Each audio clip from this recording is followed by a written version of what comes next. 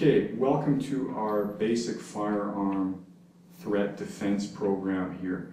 When we're talking about weapon defenses, there are two very broad categories that in English are referred to as cold arms and firearms.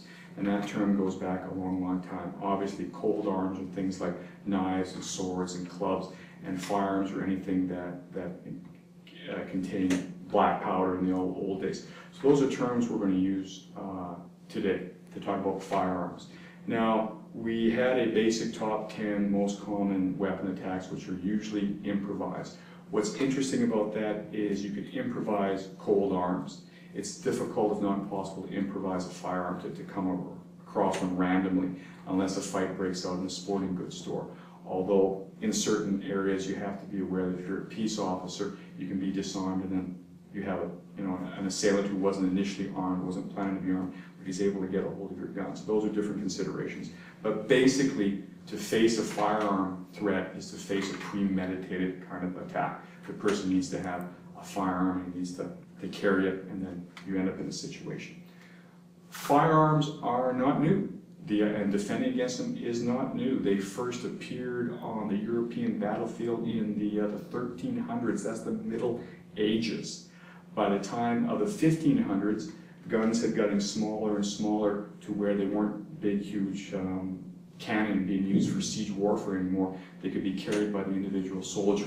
That's where the term handgun came from. It was small enough to be carried by the individual. By the 1500s, the fuse had disappeared and they had wheel locks, which meant that a gun could be carried, cocked, and loaded, and hidden.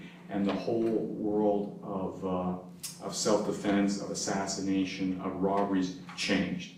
Even to this day, our criminal codes are filled with the reference to concealed weapons.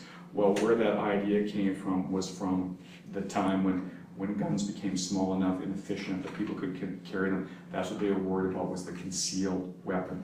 That happened around the 1540s, the mid-1500s. The first head of state to actually be assassinated with a handgun was in 1584, and that was, I believe, the Prince of Orange, William, who was basically king of the Netherlands, and he was the first head of state to actually be assassinated with a handgun. That also perpetuated a lot of these laws against the concealed weapons. So we're talking about 400 years of firearms in the West. So these ideas are not new. They've been around a long time. In Japan, firearms were introduced around the same time in the 1500s when the Portuguese first made contact. But after that, the Westerners were kicked out of Japan. They became very isolated, and their firearm technology stayed at that early 1500s level, which was matchlock pistols. So not till firearms were reintroduced again in the 1850s, 1860s, when Japan opened up, did we start seeing Jiu-Jitsu looking at these. Okay, so the point being is that defending against firearm threats is not a new idea. People have been dealing with this for a long time. There's also a school of thought that this can't be done, it's impossible. The gun is such an almighty tool, and that's a dangerous way to look at things. Once again, we've done the research. Perfectly untrained people have successfully defended themselves against firearm threats, and we've analyzed how they did that, what instinctive motions are leading to a good defense, and then we've tweaked that. We've looked at the old school Jiu-Jitsu, and we're looking at the new school.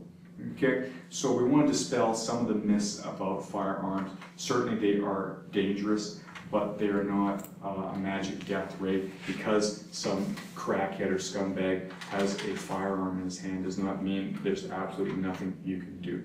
We want to look at giving you those options, and that's what this program is all about. It's looking at this in a more realistic way, not telling you that you should be defending yourself against firearm threats, but giving you those tactical options if and only if you feel your life is at stake and you need to take defensive action. In the end, if you want to live a life where any street thug can pick up a handgun and make you do whatever he wants, rape your wife, steal your stuff, you live that way. Personally, I think having tactical options where we understand in a realistic way the risks and possible uses of these techniques is a better way. So if you ever, God forbid, end up in a situation where someone's threatening your life or someone you care about, you're going to be better off than trying to improvise. And that's what defensive tactics are all about. This isn't carte blanche to go around thinking that we're going to be able to take guns away from everybody like in the movies. But if we approach it realistically, you're going to get the risk versus reward ratio way up.